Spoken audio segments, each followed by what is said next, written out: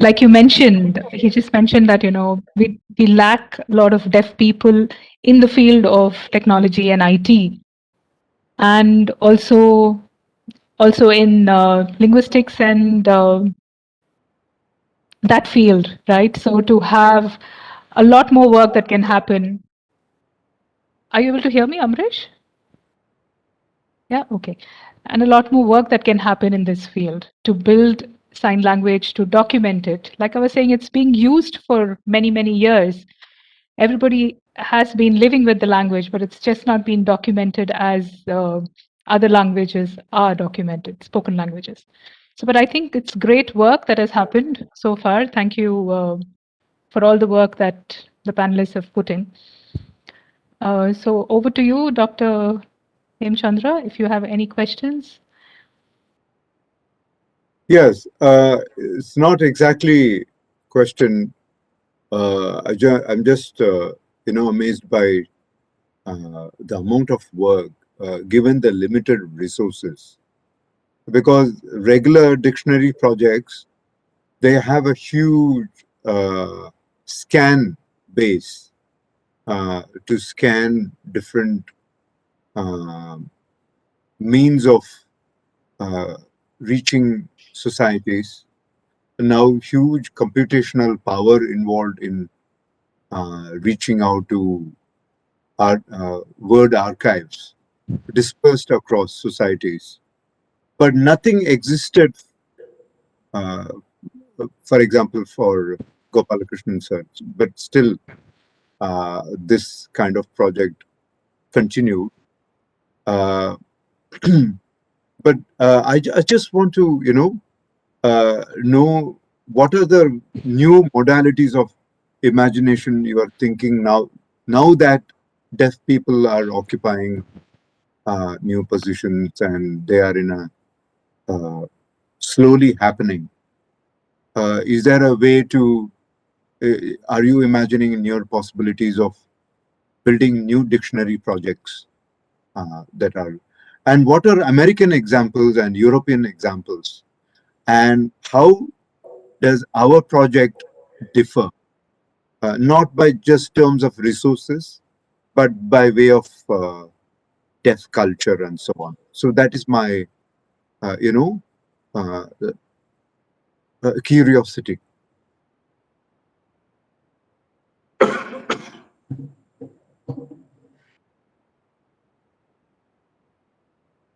Rahul, yeah.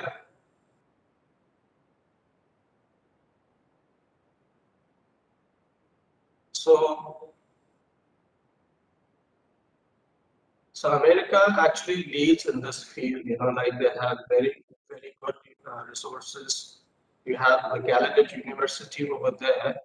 There you have different kinds of subjects. Like different kind of people working over there. So a lot of resources are used. So there, like you can't. They create websites, they create mobile apps, they make a lot of news. All that is like very high end over there. But we don't have that kind of resources here in India. So here,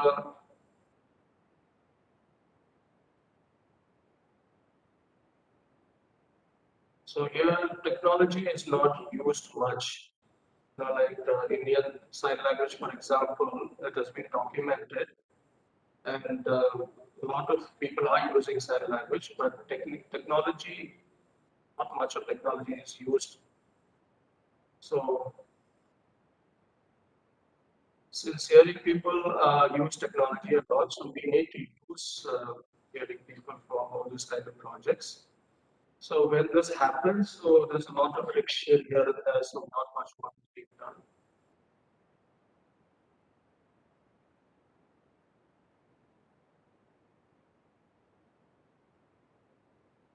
So the dictionary which the Indian Sign Language Research and Training Center has developed, I feel that is not a proper dictionary, it's just a glossary of signs. So if you want to create a dictionary as such, you need to have the gloss for the word and the meaning of that particular word. So that means it is a proper dictionary. So in India, we don't have the kind of online resource. Previously, Silex, the company, had started this project, but now it has stopped. So if anybody would like to create this kind of resources, then we are ready to, help out.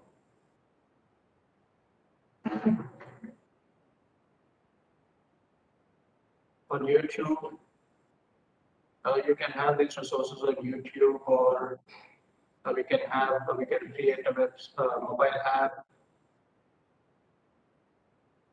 So all the content can be provided by us, and we can have this mobile app or online resources made by you people. Shafiq here. So in addition to what Rahul said,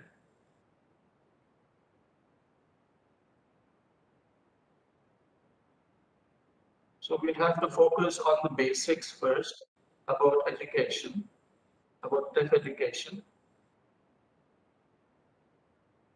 We need to have teachers using proper sign language, and even the teachers are not qualified to teach deaf children. So what happens is, deaf children, they lose around 90% of what is being taught. And later on, when they learn sign language, when they have these kind of resources, it's pretty late in life that they learn these things. So what I would suggest is we have to have resources, sign language resources for deaf children first. So government is willing to fund a lot of technological projects,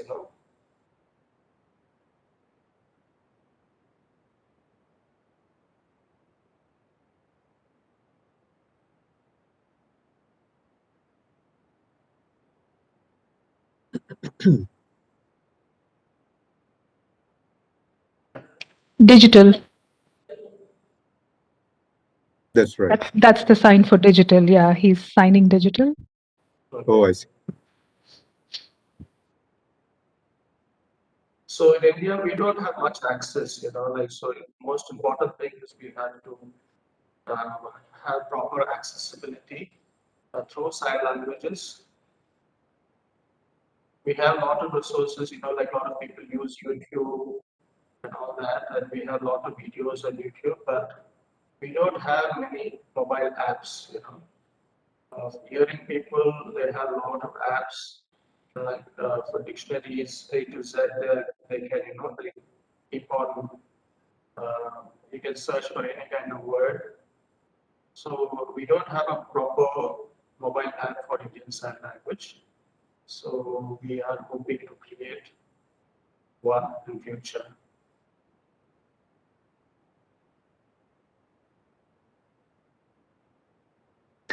Okay. I have a question though. I mean, I do know that there is still more work to be done, loads and loads of work in forming the dictionary or documenting ISL, if I may say so. So, how I know somebody had asked that question from the participants a couple of days ago as well.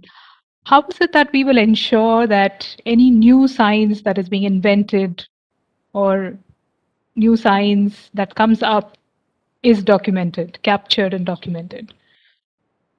Do we have a system currently? Some kind of broad scanning. Hmm.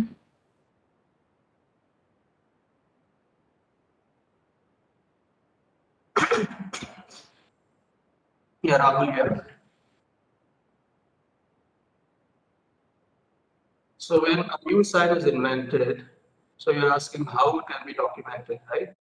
So if there is, if you have a sign language expert, probably a linguist, who has completed his sign language course, so you need to share this newly invented sign with these kind of people, like, and see if the people actually can use this sign, and if they are able to use it, and if it's used more.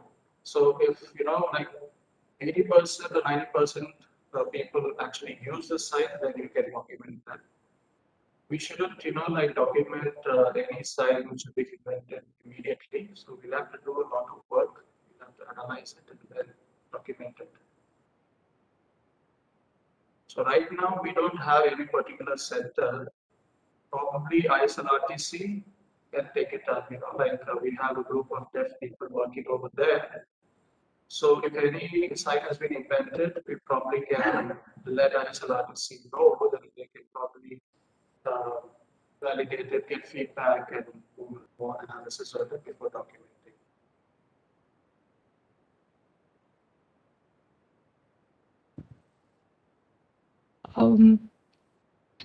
Are there any challenges? Because we know there is discussions about standardizing sign language, and that is what is mentioned in the National Education Policy, saying that Indian Sign Language will have to be standardized to be able to uh, enable the usage in schools or in colleges across India. So, can you tell us about what work is happening on that side and what challenges are posed?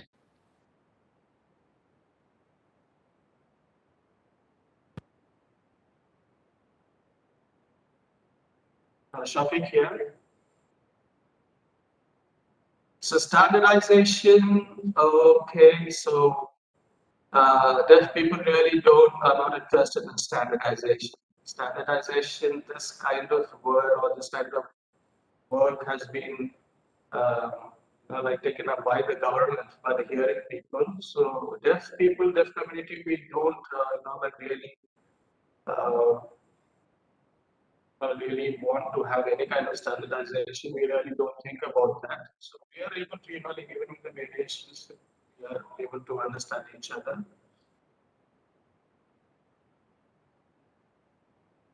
So we have different culture in different places. So different culture and different traditions. In Kerala, they have different culture.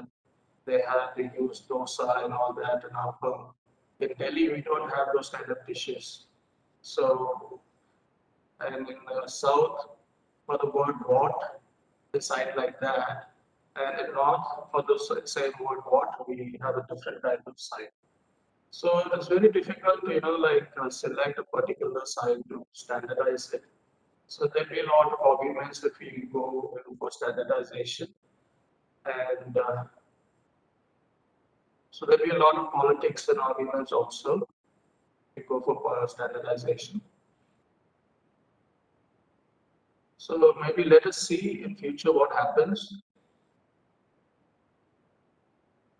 So once all the sign languages are documented, like in future, when deaf children want to use sign language, maybe they have their own locally developed signs and then they learn the sign from the online resources.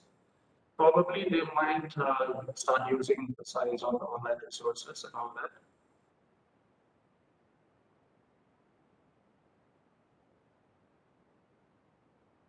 So like I said, in schools, teachers, when they use sign language, they need to start using sign language which has been documented.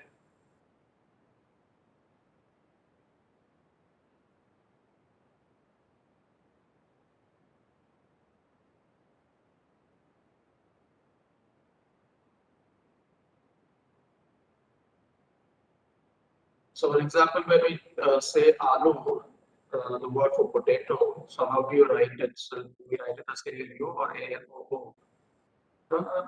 Certain things like that, so it will be difficult to standardize it. So I'm not sure what is going to happen, so let us see in the future.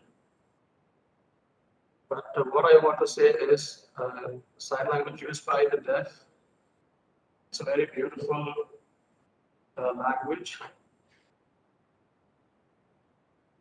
Standardization is good, probably can be used in schools and all that. But We shouldn't change the variations that exist in the deaf community. Rahul here. So when you talk about sign language, so when you see the grammar of Indian sign language in different places, the grammar is the same.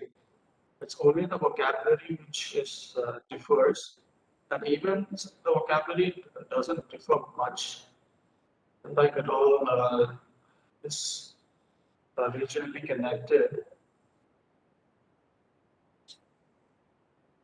But when people from different places in India they communicate, they are able to communicate very well. So it's not like they have no idea what the other person is saying at all. There's just a few words, a few signs which they might not understand.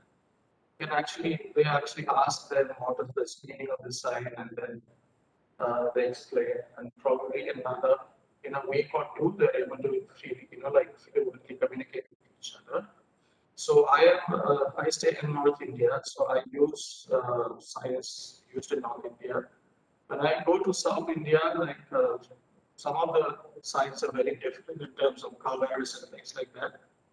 So initially I had a few issues, small issues, but in a week I was able to fluently communicate with them. So when I come back to North India, I just shift over to my science that I learned locally. So it's not an issue with us. So it's not difficult at all. Shafiq here, in addition, so hearing people, like we have around 130 crore people, the population of India. So do you think the language has to be standardized for each and every person? That is impossible, right? So, like the government has to respect each and every language, and even in the constitution, all these languages are being documented. So we can't say that we have to have a standardized language at all. But now, in sign language, we have variations and all that. So, like 80-85% is the same, just 15-20% is different. And like conceptually, whatever we sign, it's very easy to understand. It's not an issue for us. Thank you. I just got a follow-up question, Nita. Yeah. Yeah, I understand, sir, the problem with standardization, but is there a notion of categorization happening in the documentation project? For example, I'm imagining bringing words from different disciplines, like regular English. In English, or in English, for example, much of the vocabulary from sciences, even my discipline, literature, we borrow mostly from America and Europe. So lots of words trickle down or fly by airplane and come here. So we have that importing culture. So when it came to disciplines, do you have that happening in sign language also? And second, when I'm thinking of categorization, I'm also imagining something like slang and youth culture, for example. So how do you, and that is happening so rapidly, even in English. I'm catching up with that because I'm a teacher. So what is happening on that front? How do we scan that in documenting sign language? In other words, this is a categorization question, not standardization. Hmm.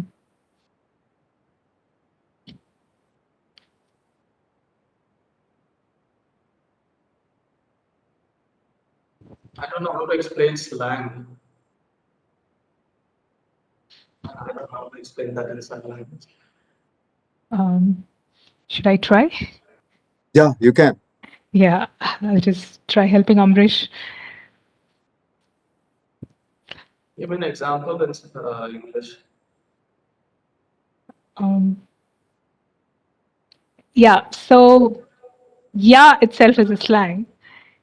Yes Yeah, is probably the Dr. common. Premchandra, can you just give me an example so I can try and explain it to them? You know, at the right moment, things don't come to head. It's when I want to demo my technology to some guests who come. That time, it does not. So my mouth is not. So, babe, is that a slang? Babe or yeah, baby? Yeah, Babe. yeah, yes, yeah. yes, yes, yes. Thank you for bailing me out, Amrish. Okay, Yeah. I'll try and explain it to them, and maybe if they get the question, they can respond to that.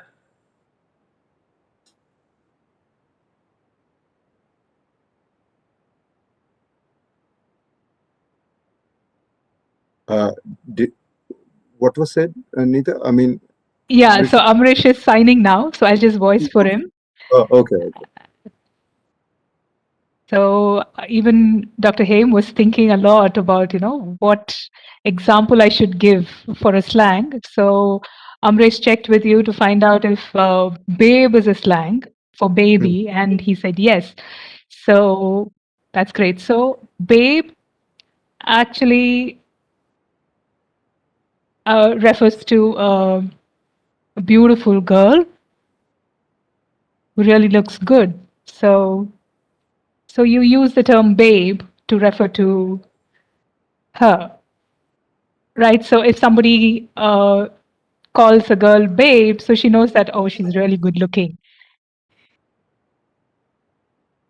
Not to So be used that, in a regular formal environment, maybe among certain. correct. Yeah. But actually the term, Amrish continues, and actually the term is baby. So babe is actually a slang. It's more like a fashion word, like a stylish word. So if you're actually signing and then you want to sound very stylish, do you have any such slangs like that when you sign? Huh. I hope I was able to explain that. Yeah, Shafiq here. So, slangs, yeah, I just got to know what the word slang meant. Okay, right. So, we do have some signs.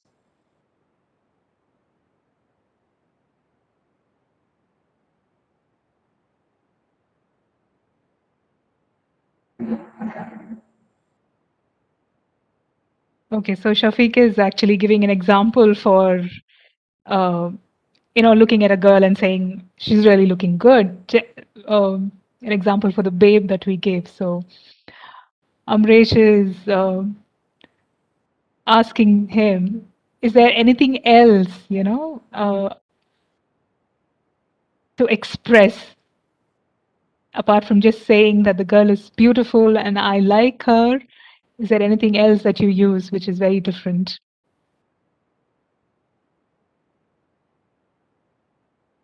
So, Shafiq here. So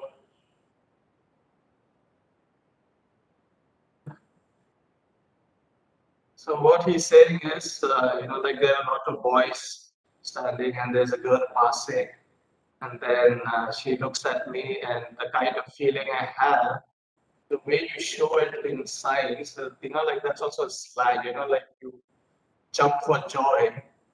So there's a slang for that. So this is the way you show it.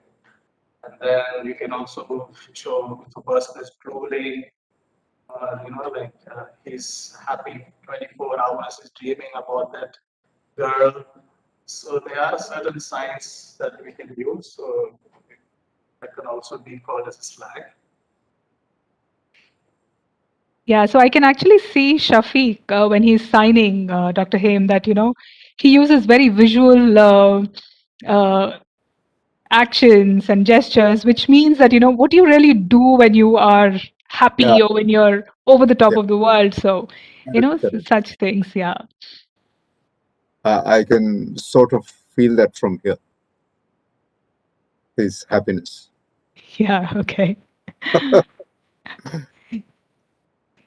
Correct. So we have a comment actually, helping us out about a slang. They're saying hello is the word, but yo is a slang. Look at that.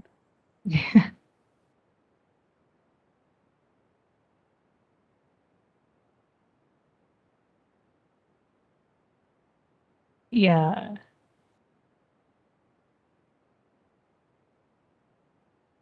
Maybe Yeah. something. They Bro. are bro. Correct.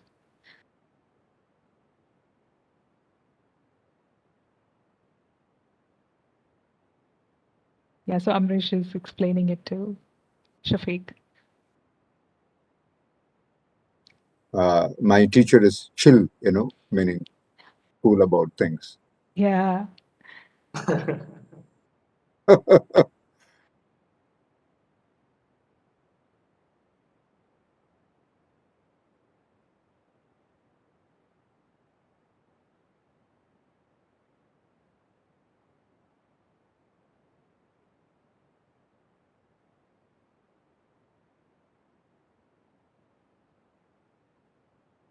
But Shafiq here.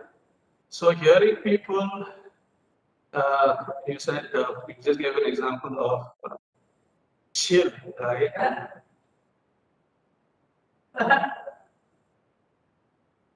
So for example, when a person wants to make fun of a guy, for example, make fun of Rahul. So Rahul has a sign name, right? So this is the sign name for Rahul. So a person can exaggerate it and like make fun of him and exaggerate the sign. So that could also be considered as a slang.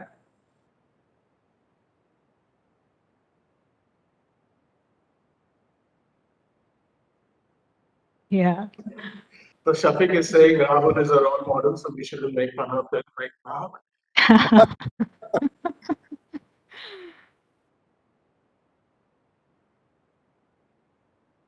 For example, some people they have names like Pawan. Oh, So like Pawan means air. So you could also sign, like make fun of his name, sign differently. Yeah. that's a good one. So this actually brings back the point what Shafiq was also saying yesterday, that sign language, like any other language, does not have words for some, what should I say, lexicon of other languages. Say, for example, there are some words in English which you don't have exact signs for. And the corollary is also true. So you have a lot of signs for which you find it very difficult to, say it in words. So in a spoken language.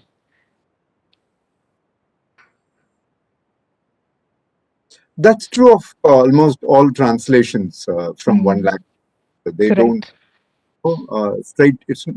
It can never be straightforward. Right. Okay. Should I then look at some questions which Yes, yes, yes. are still, yeah. Okay. So there were some questions which we didn't take yet from participants from earlier on. So here's a question from Harnoor Kaur. She says, as signer uses English as the basic language to understand the sign language, can we go with the sign language in other language of the signer other than English? I'm not sure I got that. Okay. She says, as signer uses English as the basic language to understand sign language, can we go with sign language in other languages of the signer other than English? Um, I think I'll take that question as, because of the multicultural, multilinguist India that we are. So do we have different signs or sign languages for different spoken language? I don't know if that is the question that you meant.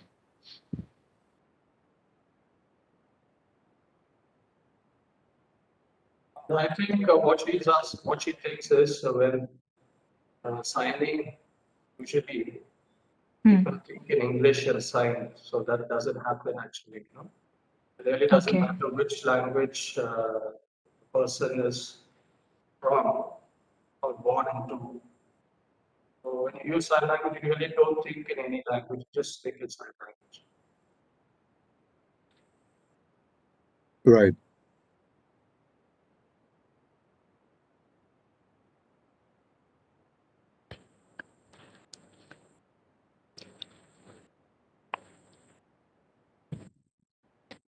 Okay, so I'm looking if someone wants to answer.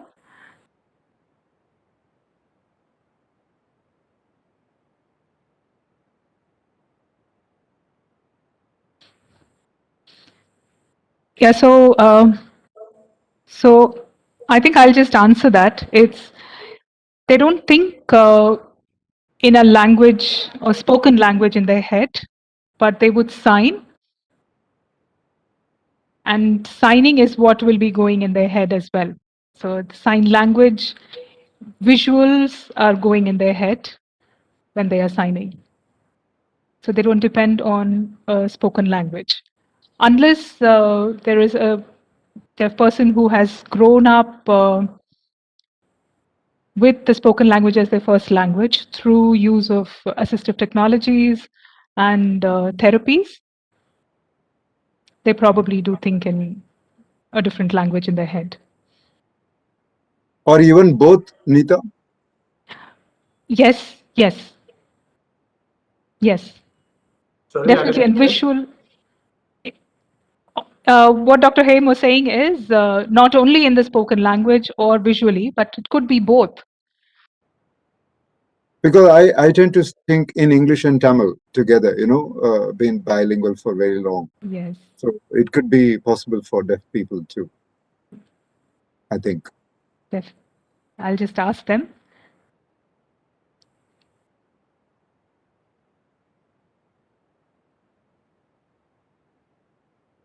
Do you want to ask the question again, Amrish? I don't think they saw it. Yeah.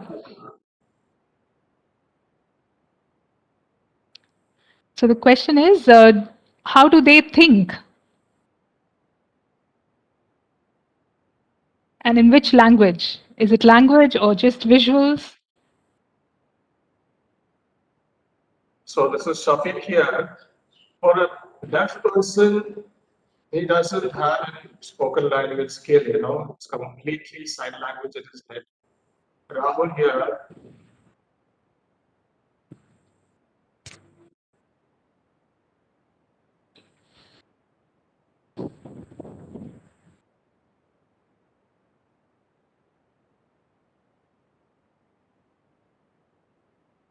okay, once again, so Shafiq here, so Shafiq says that when a deaf person signs, for a deaf person, it's completely visual, like when he grows up, whatever information he gains, it's completely visual through the eyes. So that is translated into sign language. So it's all objects, iconic objects in his head. So he doesn't think in terms of words, he thinks in terms of objects and images. So that's how they think, and that's how they produce the site. So they don't have any English or any other language in the head. So Rahul here, so when I was growing up, when I was in school, I never used to concentrate on languages. I always used to sign. So when the teacher gives a word, for example,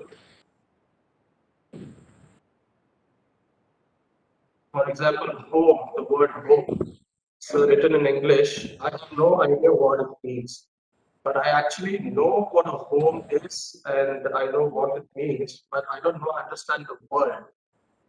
So so first the teacher will sign home and then I connect it with the particular word later on. So that's how I actually learned spoken language. So my first language was English.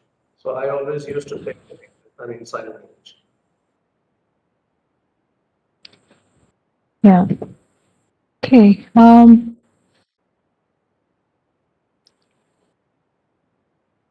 Okay. There is a question from Nimisha. She asked, do facial expressions also contribute to the language?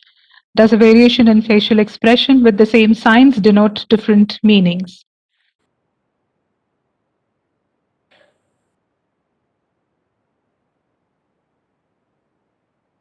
So could we probably give an example?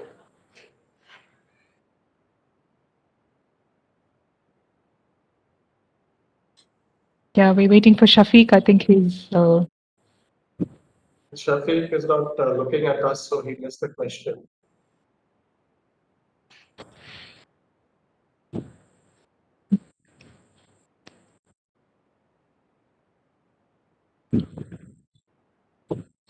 Okay, so... Okay, can you repeat the question, Nina? Yes, I think Rahul is signing the question to him. All right. So the question is, do facial expressions also contribute to the language? And does a variation in facial expression with the same signs denote a different meaning?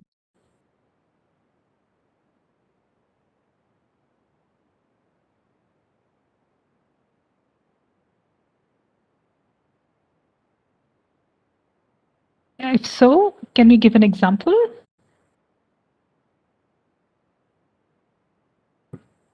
Okay, Shafiq here, I can give you a very easy example for hearing people for the word happy.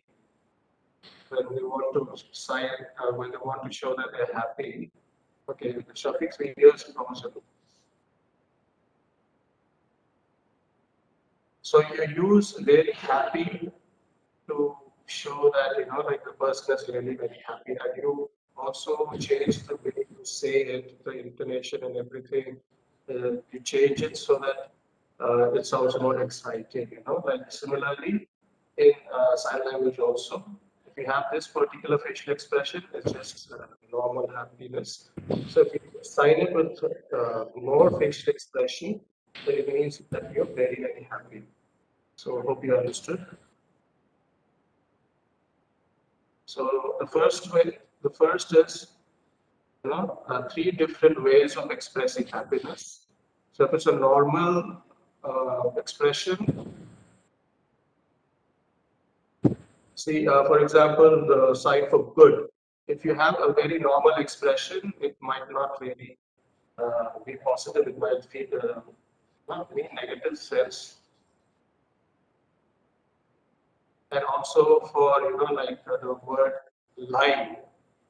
So if you have a more facial expression, then it means the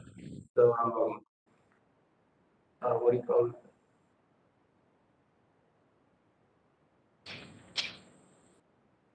I get the word. Is it cheating, Amrish? Maybe cheating or... No, it's lying. So with a change in facial expression, like the meaning of So it's the degree of... degree, correct? The degree of Degree. Yeah. comparison you have, right? Good, Yes. very good, best, and all that. So the kind of degree of comparison that actually have degree. That was the word I was looking for. Thanks, Nick. Okay. Welcome, Hope. Okay, yes, Rahul. Rahul, in addition to that, so we have a particular sign which have different facial expressions for the word help, So help, if you want, I can help you, or do you need any help? So first is just a statement, the second is a question. So with different facial expression, the whole context also changes. So it's very important that sign language its facial expression is very important in sign language. Great. Just curious thing. Gopalakrishnan sir wants to say something.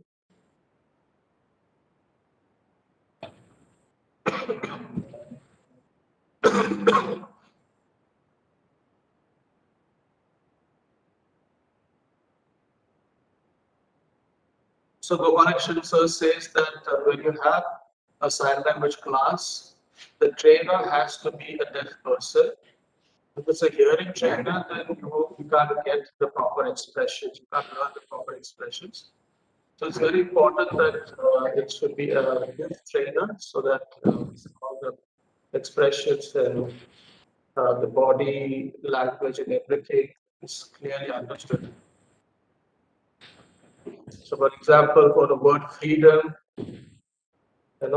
just signing the particular word with your hands is not enough.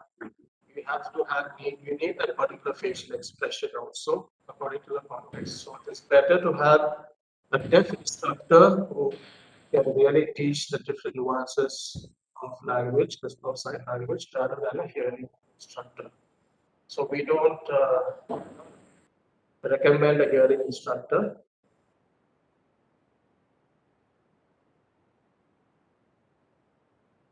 So for teaching hearing children sign language, you can actually use an interpreter along with the deaf instructor. So that is my advice.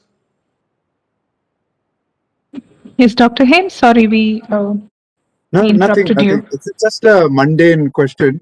Is mask being hindrance here in the scheme of things? Facial expression is so important. Is mask being a hindrance there? This Corona time. Yeah. Yeah, Rahul here. Like when I try to communicate with a person who I know already, then if he wears a mask, it really doesn't matter much. So I know what kind of expression he uses, what he's habituated, how he uses the expression. So when he wears a mask, so I can easily understand what expression he might use. But if it's a person who I'm meeting for the first time and he wears a mask, then it will be very difficult for me to understand since I'm not used to the expressions that he uses.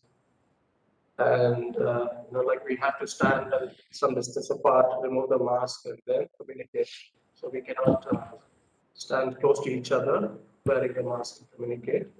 So that would be easy. But for a person who I know already, I'm familiar with, that is much easier.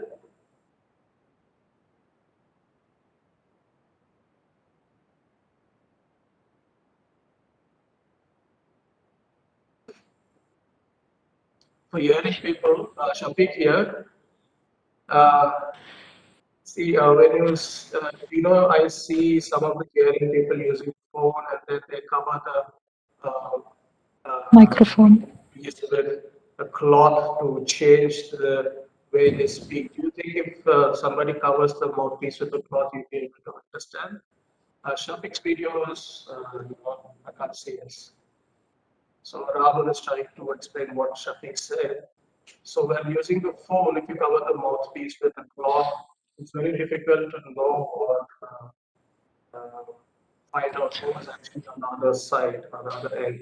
So similarly, if you have a mask, then it's very difficult to understand the signs clearly. Okay. We have another question. This is from Gitanjali. She asks also, how can one sensitize peers in a mainstream classroom towards accommodating their deaf classmates? Wow, that's an excellent question. Yeah. Sorry, can you repeat the question, Nitas, little slowly, please? Yeah. Okay. How can one sensitize peers in mainstream classroom towards accommodating their deaf classmates?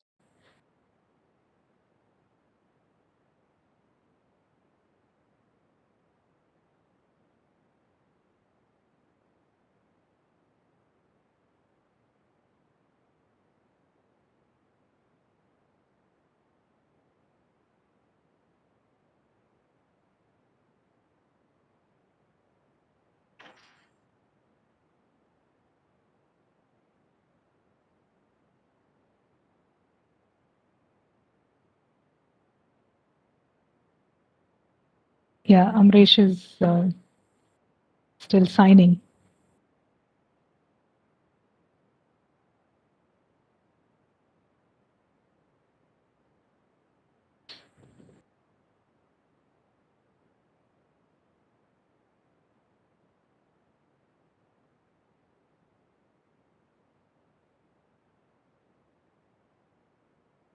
Okay, Rahul here. So when you have a mainstream class, when a deaf child comes into a regular classroom, communication is very, very difficult.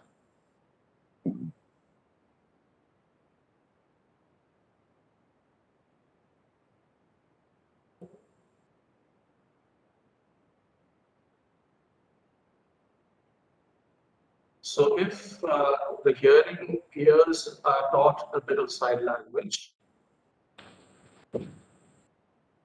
and some of the basic things, how they have to communicate with the deaf person. For example, you have to have your eye gaze at the deaf person when he's speaking and things like that. So when that is being taught, and when a deaf person actually comes into a mainstream class, then they might be able to communicate. But in my view, mainstreaming for deaf children is not at all correct, or it's not the right thing to do, because when a deaf child comes into a classroom, the whole area, the whole environment is a hearing environment where people, other children talk to each other very freely.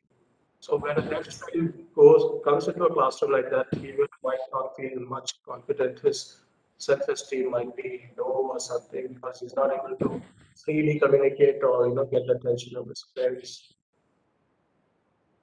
So if you have equal number of deaf and hearing children in the classroom, then it is fine. The deaf, hearing children can look at all the deaf children signing and they can, try and communicate. So even for the teacher, the teacher needs an interpreter.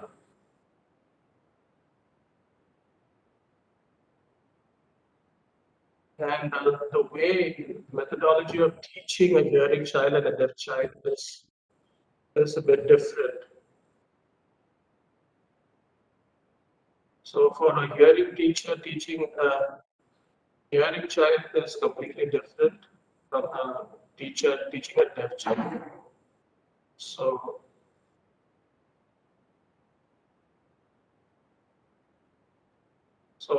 my view is if you have equal number of deaf and hearing children in a classroom, that might work out. But just for a single deaf child in a mainstream class, it's not advisable.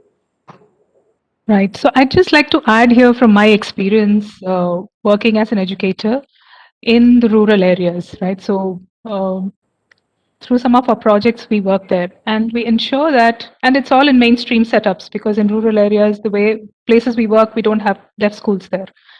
So there is in the most probable cases, just one deaf child in that school. So there is peer sensitization sessions where we talk about what deafness means, for that level of understanding of children, and also teach sign language, and not just for that hearing group, but involving the deaf child as well. So it's all an activity that is done together. So the children really enjoy learning sign language because they find it very interesting. And they also know that there is somebody very different from them in their classroom and they would like to communicate and talk. It definitely does happen that not everybody becomes friends. The deaf child will find his or her own group of friends. But everybody knowing that this is a deaf child and these are the special needs, and this is the language that is to be used for communication really helps a lot. So it's not only the classroom or the class that the child is studying in, but the entire school. And using platforms like morning assemblies to also integrate the deaf child, to ensure that, communication is there for the deaf child also to participate fully in the assemblies. So these are some of the things that we can do to ensure that in mainstream schools and in classrooms, deaf children can be integrated. Okay, I know we are very over time. We have a special guest who we would like to introduce to all of you. He is Mr. Zamir, who is deaf blind.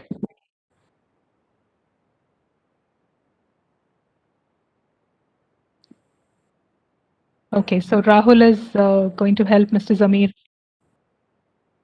come onto the screen. It's 5:43, Dr. Haim.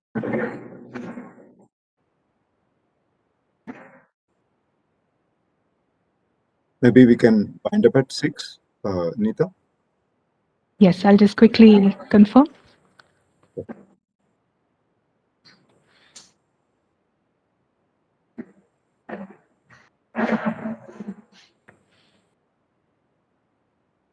Okay.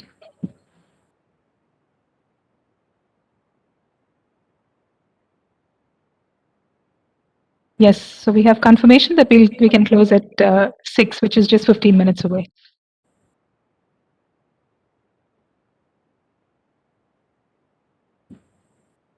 I can't see Shafiq's video. Yes, Suffix screen is frozen. Okay, great. Welcome, Samir. It's so nice to see you.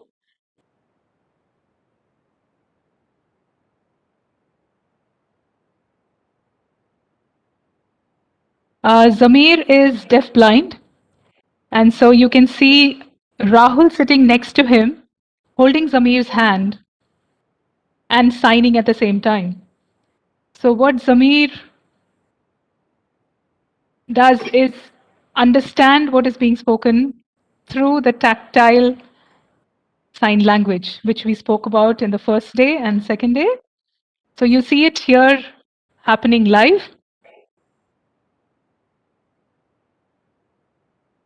So can I request Zamir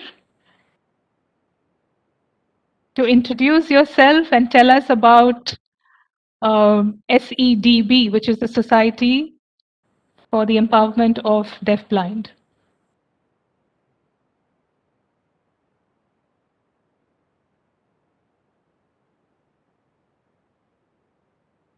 Yes, my name is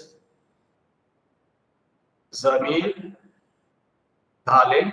This is my sign name. And I'm a deafblind person, and I'm the founder of the Society of Empowerment of persons with deafblindness. And yeah, so this is wonderful. This is the first time such a society is formed in India. So in India, we have a lot of deafblind people, so they also use tactile and sign language to communicate. We also have technical devices like the braille display unit, which we can use to communicate using smartphones. I can show you my braille display unit. So this is my braille display unit. So that is how I read. So when I get messages on my phone, so it connects to my braille display unit, and the messages are converted into braille. So it is connected via the Bluetooth. I can also use my laptop that is connected with my braille device, and I can chat and communicate and write letters, read emails, send emails, read them. I can do a lot of things. I do, like I also read a lot of news items every day, and I also have given my examinations. So all this I do it through the braille device. Great. Thank you, Zamir.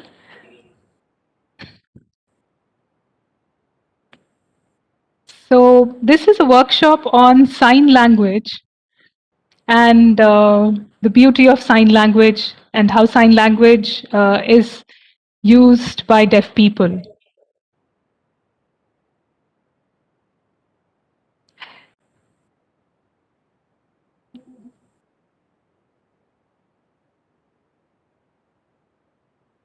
So is it Indian Sign Language or American Sign Language class? He's asking.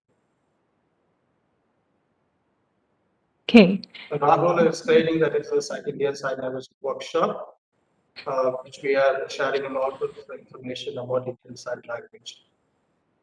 So could you share with us, Samir, how important sign language is for communication for you? And also maybe notes on tactile sign language. I mean, what does that mean? Yeah.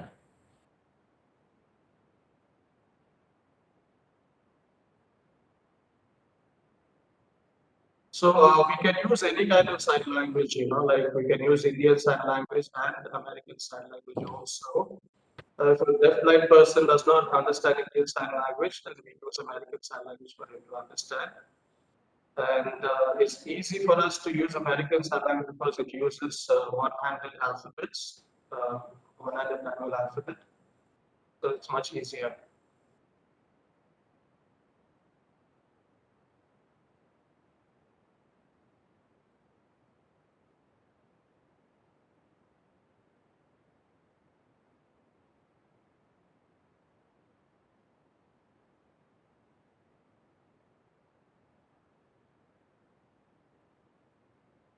I'm sorry. I just received a call on my phone from Shafiq saying that he had to get off because of his internet. So he says thanks to all of us and to all the participants who have joined for all these 3 days. Okay. So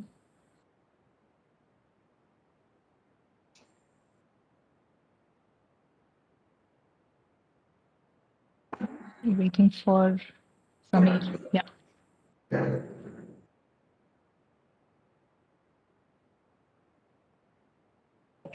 So I'm sorry, I missed. So did he talk about the tactile sign language? Now, can you repeat the question so I will ask him again? So how sign language is important for him and for other deaf-blind people, and what is tactile sign language and how does it work?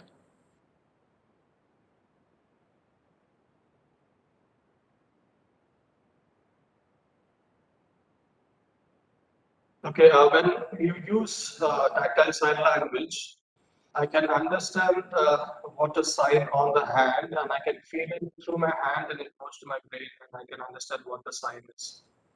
And he said, yes, for deaf-blind people, sign language is necessary.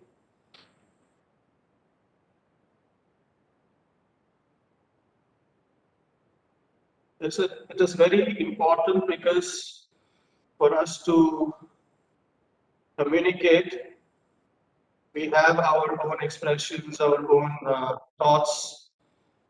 For example, we can't see colors and we can't see objects.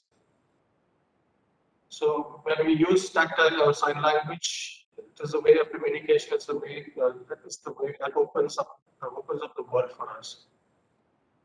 Great. So very just a little while ago, we were talking about how important expressions are on the face for sign language. So how do you feel different words or different meanings without expressions on the face? How can you communicate it through the tactile touch? Is there a way? So we can feel the expression using the hands. Like if a person is angry or like if he has an angry facial expression, then I can feel it in my hands with the sign, the way he signs. So you have special tapping techniques or gripping or holding. Would it be that way?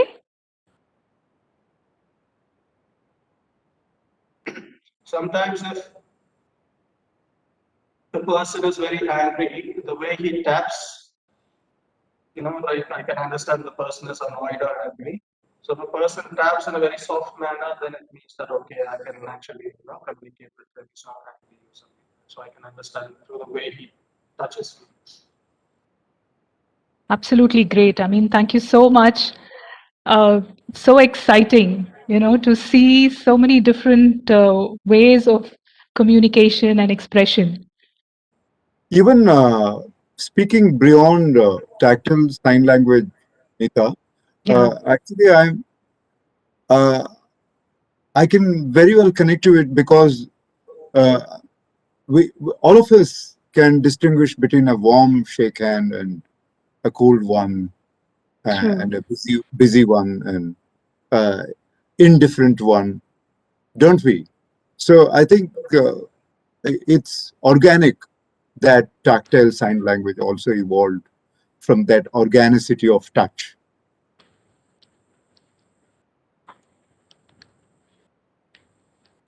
That's more or less my loud thought about it. I mean, just relating from everyday life.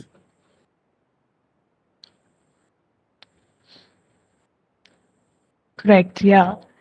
I'm sorry, I was interpreting for Mr. Gopalakrishnan and Rahul because Yes, yes. Amresh was using tactile sign language for Zamir. So, yeah, sorry. True multilingual experience today, actually. Absolutely. Yeah. Great. So, is there something, Zamir, you would like to say?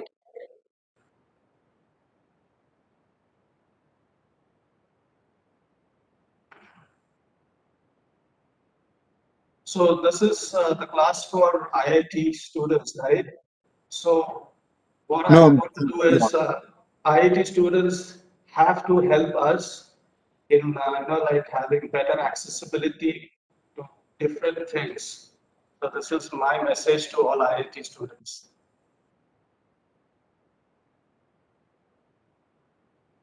Okay, all of us will take it on board. So great. Okay, so Any inventive or innovative ideas you have for us to be able to access information or access different things, that will be very helpful for us.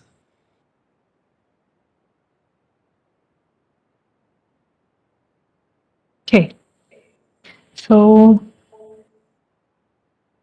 I'll just take one last question.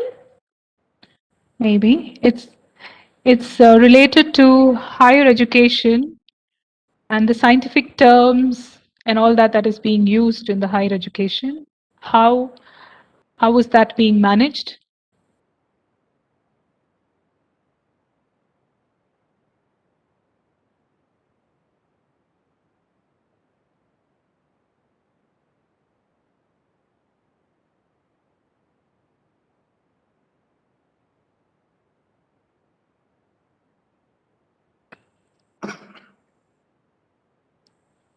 a word like quantum theory or deconstruction or postmodernism, that kind of stuff.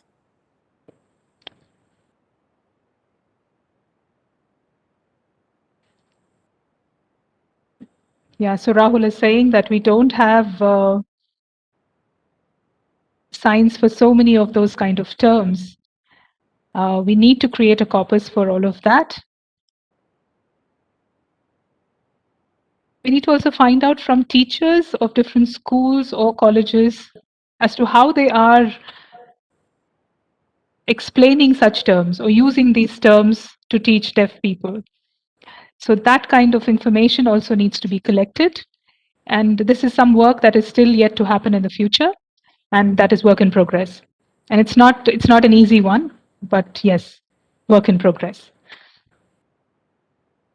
Okay. So So Zamir is saying it has to be added into the dictionary later on. right. So I have a very interesting question also from a lot of people that I got questions from is what do we do after learning alphabets, manual alphabet? What is the next step for us? And where can we learn? if we want to learn more sign language?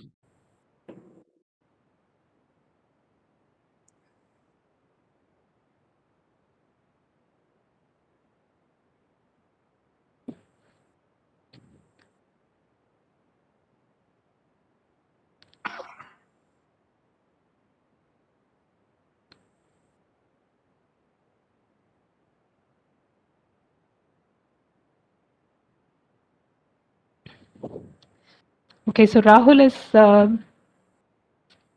saying that just learning alphabet is definitely not equivalent to knowing sign language. So you need to first know what you want to learn sign language for. Is it just for communication with someone you know, or is it for teaching purposes? So if you know that, if you want to teach, then I think it'll be better for you to learn a professional course, which is offered by the ISL in various centers across India. Or if you want to become an interpreter, you take a similar route. But if it is for general communication, there are many NGOs offering courses online for you to learn, and there are online resources as well.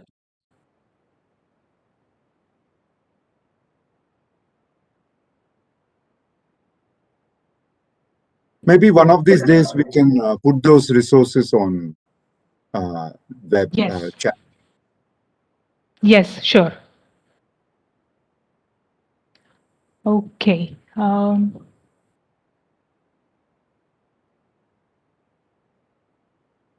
Okay, there's one more question. It says, how, like you raise your volume when you speak? How do you say that in sign language?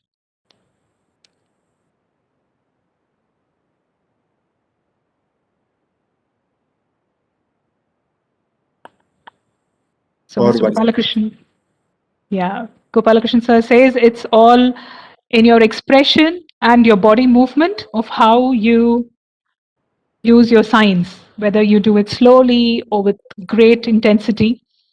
That's how you identify. Wow.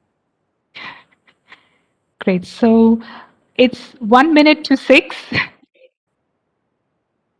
Over to you, Dr. Haim. So, Well, in 1 minute, I just want to congratulate all of us for being part of this journey.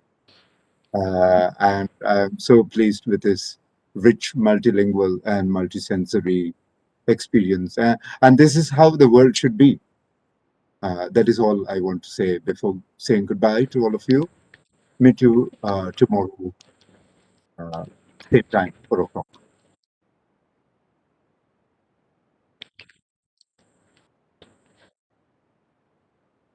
great. Thank you very much. And I thank all the presenters who have been with us for the last 3 days. We will have other presenters from tomorrow. So, thank you, Mr. Gopalakrishnan, Rahul, Zamir, and Shafiq, who is not here, but I'd like to thank all of them and thank Dr. Hemchandra for this wonderful, wonderful opportunity. Thank you. Thank you all of you. Thank you. It's so Bye-bye. bye bye. Bye-bye.